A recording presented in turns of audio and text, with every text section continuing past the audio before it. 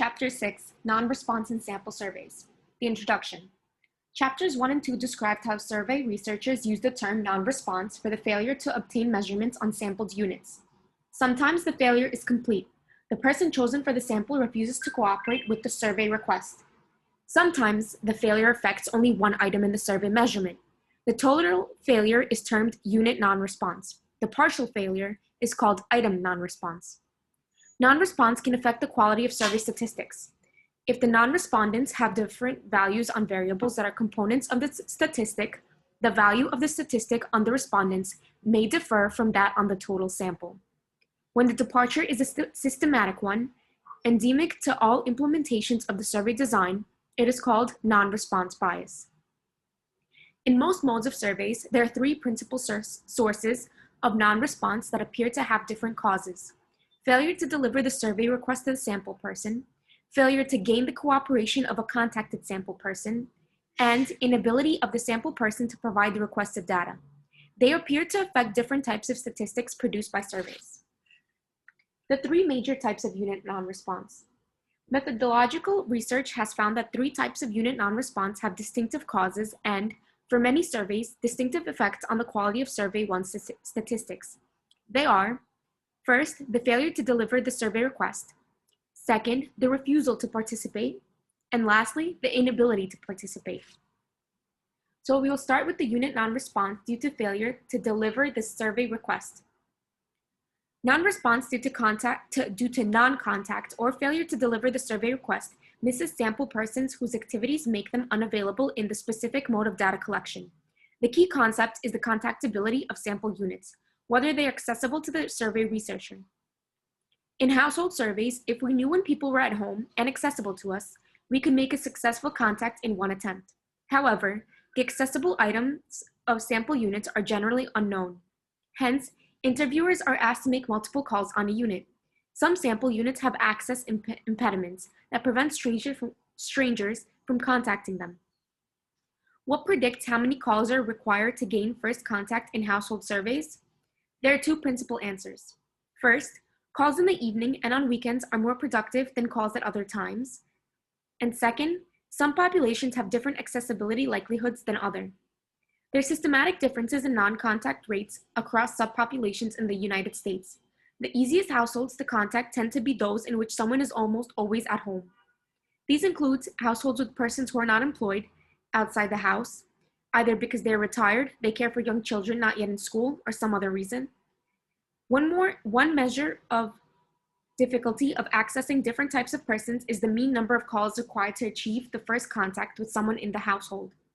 Persons in households that have some access impediments require more calls to first contact.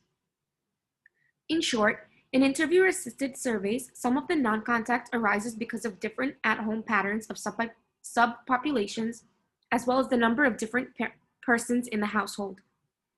Other non-contacts arise from access impediments. The former affects all modes of data collection. The latter is specific to individual modes. Next is the unit non-response due to refusals. In the United States, two types of survey efforts are most common. First, many service-providing organizations conduct customer satisfaction surveys, which collect ratings of the quality of service. Second, every 2 years, legislative elections produce large numbers of surveys, especially in congressional districts with close races. Outside of these circumstances, the frequency of survey requests to most people is low. There are several findings from survey methodological research that support the hypothesis that some sample persons may misidentify the intent of the survey interviewer. It may be the decisions to decline a request are made quickly, persons who refuse at one point often accept when reconnected, or some survey interviewers are trained to attempt to avoid the misattribution. So why does unit non-response occur? The causes of non-response are of growing interest to survey methodologists. There are many theoretical frameworks that have been applied to the survey participation problem, but they all involve influences that arise at 4 different levels: the social environment, the person level, the interviewer level, and the survey design level. The first 2 influences are out of the control of the researcher. The last 2 influences, the interviewer level and the survey design level, are features that the researcher can manipulate to increase response rates. The theoretical perspectives that are most commonly applied to survey participation include opportunity cost hypotheses, based on the notion that the busy persons disproportionately refuse to be interviewed because the cost of spending time away from other pursuits is more burdensome than for others.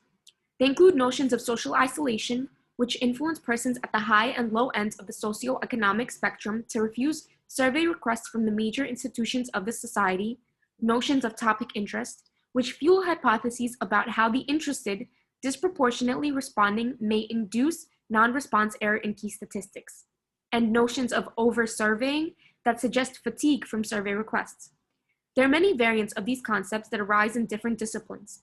Unfortunately, there seems to be spotty support for any one theory explaining the phenomenon. One theoretical perspective that attempts to describe the underpinnings of these behaviors is called leverage salience theory. Under the theory, different persons place different importance on features of the survey request. So using the metaphor of a scale, the value the sample person places on a specific attribute of the request is called the leverage of the request. How important the attribute becomes in the description of the request is called its salience. There are several implications of these theories. So people have many different reasons for acceding to or declining a survey request and these are not known at the outset by the requester. No one introduction is suitable to address the concerns of diverse sample persons, or interviewers must have ways of learning the concerns to make salient those attributes given positive leverage by the sample person. Lastly is the unit non-response due to the inability to provide the requested data. Sometimes, sample persons are successfully contacted and would be willing to be respondents, but cannot. Since the reasons for their inability to comply with the survey request are diverse, statistics affected by non-response are diverse as well. So how does non-response affect the quality of survey statistics? Sometimes, non-response harms the quality of survey statistics. Sometimes it does not. The principles that determine when it hurts and when it does not are clear, but in practice, researchers cannot know which situation they're facing. Bias flows from non-response when the causes of the non-response are linked to the survey statistics measured. Ignorable non-response refers to if we knew when people were at home and thus contacted them, we could remove any harmful effects of non-contact non-response. However, non-ignorable non-response is even if the causal influence is known, there's no way that the statistic among respondents can be made free of non-response bias without making heroic assumptions about the status of the non-respondents. Non-response caused by the attribute being measured is the non-ignorable sort. Unfortunately, in most cases, the researcher does not have enough information to know whether non-response is caused by some of the attributes important to the survey. Hence, there is no empirical way to determine what response rate is optimal given the available survey budget. So, computing response and the non-response rate.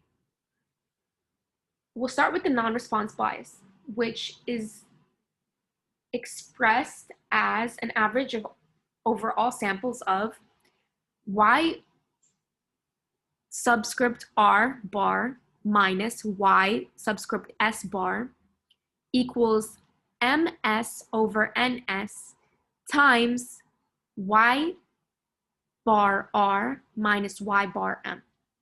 So the y bar r is the mean of the respondents within the S sample, and it is subtracted by the mean of the entire specific sample as selected. And it equals the division of the total number of non-respondents in the S sample divided by the total number of sample members in the S sample. And then that is multiplied by y by r again, minus the mean of the non-respondent within the S sample. This is like the mean or the percentage, and it assumes that the non-response is deterministic. However, if it is probabilistic, then we use the bias of y by r, which equals the covariance of ri yi, plus the expected value of ms over ns times y bar r minus y bar. So the covariance of ri, which is the probability of becoming the respondent, and yi, which is the substantive variable of interest. And then that is added to the product of the expected non-response rate and the full bias of the mean. So there are three complications with calculating response rates.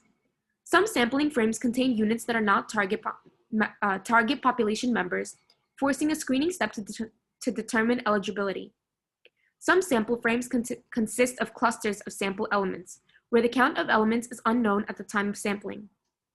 And the unequal probabilities of selection are assigned to determine elements in the sampling frame. One way to approach the first two problems is to estimate the value of the denominator using either external information or information from other cases.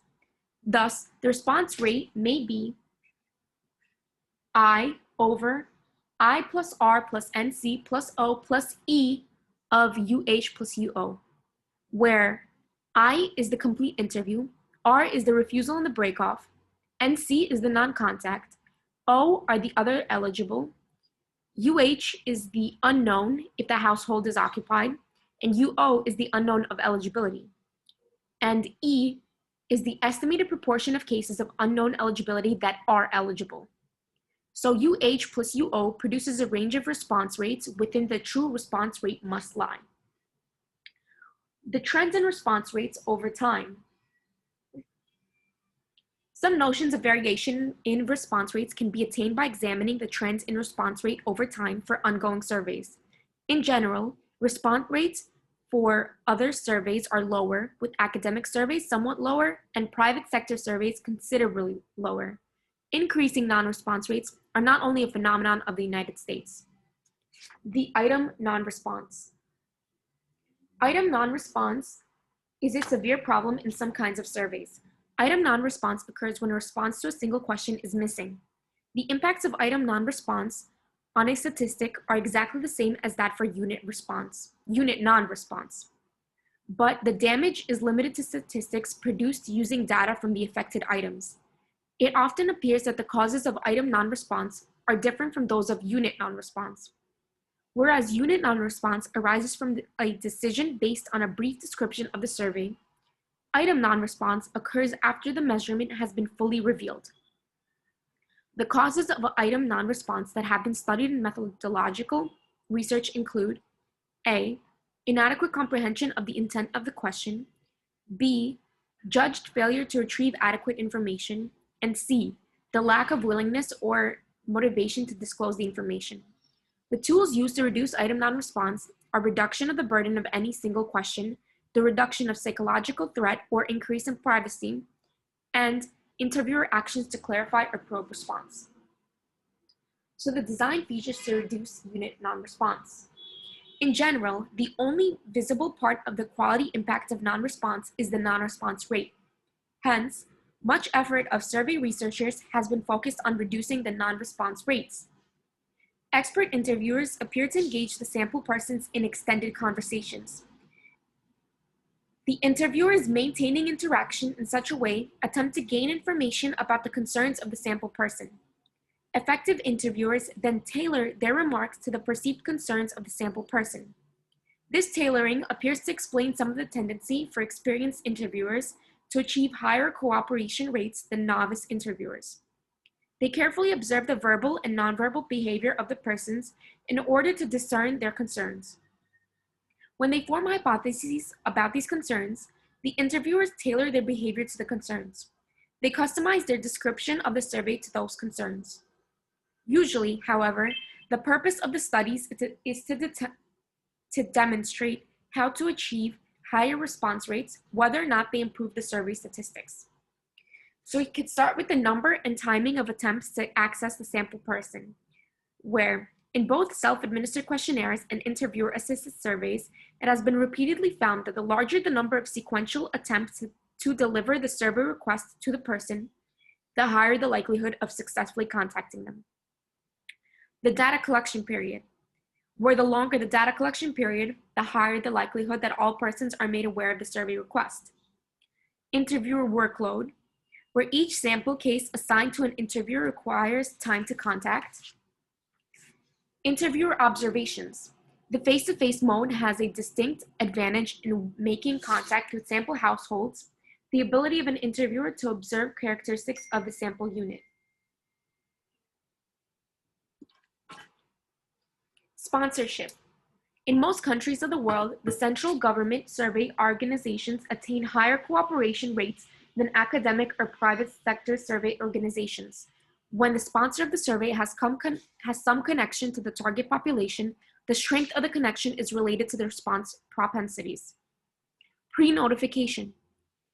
An advanced letter mailed to a sample household can generate higher rates of cooperation than no such pre-notification. Incentives. We're offering an extrinsic benefit to participation increases cooperation rates. If the incentive effect is powerful enough, the total cost of the survey can actually decline because of lower interviewer costs or follow-up costs. Burden. There's very mixed evidence of cooperation rate impacts of interviews that require many minutes or hours to complete or are cognitively burdensome. There's evidence that perceived length of time or complexity of self-administered instruments reduces cooperation. Respondent rules. There's surveys that permit several alternative persons in a household to provide the survey information tend to have higher cooperation rates than those selecting a random adult respondent.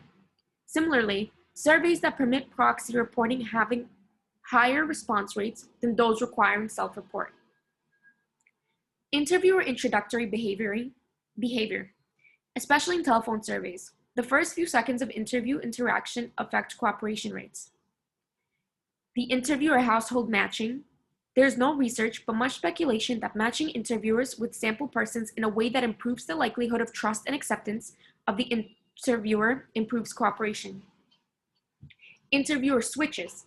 It is common for data collection supervisors to replace the interviewer who receives an initial refusal with another interviewer who has characteristics that might be more acceptable to the sample person.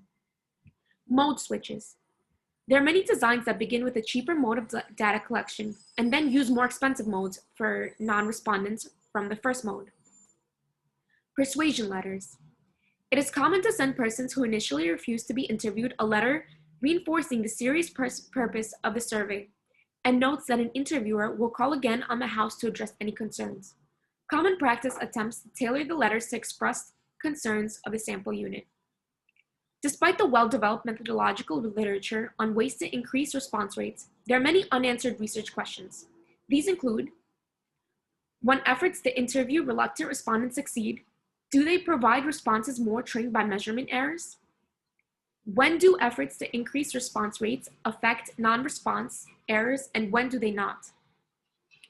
How should efforts to reduce non-contact versus refusal rates be balanced against one another?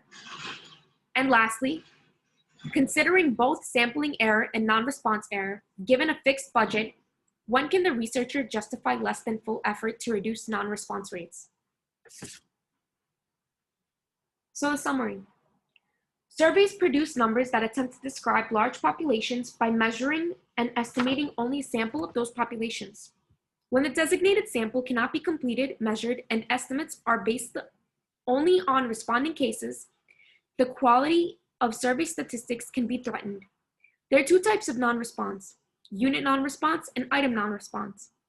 There are three classes of unit non-response that have different causes, and hence affect the quality of survey statistics in different ways.